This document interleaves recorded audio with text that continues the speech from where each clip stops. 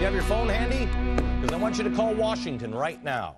Congress is working hard to make sure that the food that you eat is completely safe. Now, you might be thinking to yourself, Glenn, I think my food is already safe. But that's just how stupid you are. They know better in Washington. Apparently, our food is very unsafe. That's why tonight, the Senate is scheduled to start voting on SB-510, the FDA Food Safety Modernization Act. It is fantastic. It's going to be so modern, what they're doing. May I ask you, who on the planet has a safer food supply than we do while feeding 300 million people? Is it China? Is it India? Is it Great Britain? Ooh, Sweden. Oh, no.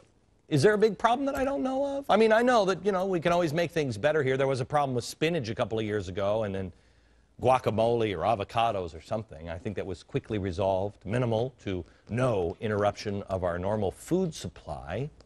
I know we got bad dog food tainted with lead poison, I think, from the Chinese, but maybe we should have theirs. Maybe we should look into their food modernization. We can always improve, but there'll never be a perfect system with zero problems, will there?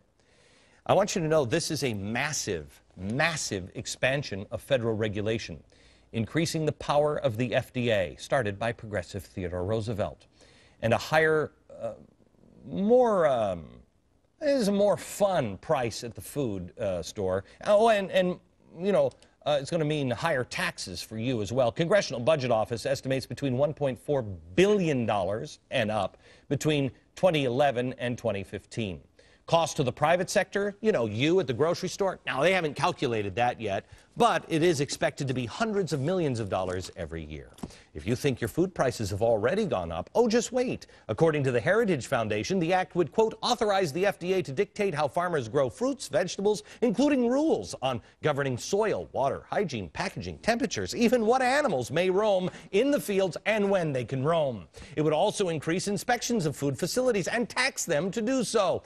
And fulfilling the dream of a long line of agency officials, the bill grants the FDA to unilateral authority to order recalls. Oh, that's great.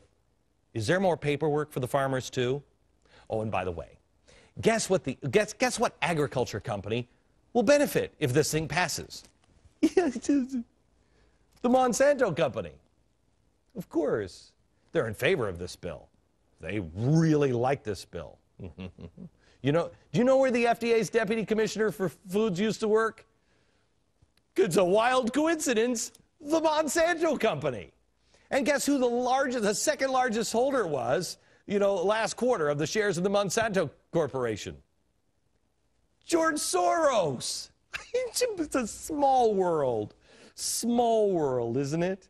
Even as the Obama administration and their apologists continue to laugh and mock at claims of government intrusion into our lives, despite the takeover of GM and Chrysler, government control of all student loans, control up to 95% of all new home mortgages this year, the health care reform takeover that the unions are getting rich on, and the sweeping financial reform changes to control Wall Street, now they want to protect you from your food. Really? All of a sudden, we need this legislation, and it can't wait until Christmas. No.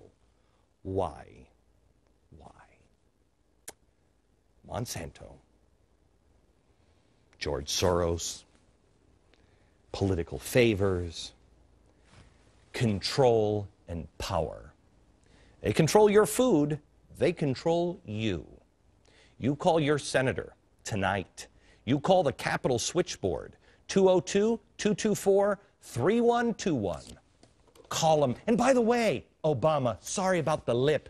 If I got any of it wrong, call me, will ya? You ask to be connected to your senator. Remind him or her what happened on November 2nd. And tell him or her you'd love to see them avoid a repeat of that in 2012. Call them. This is about control and, in the end, starvation.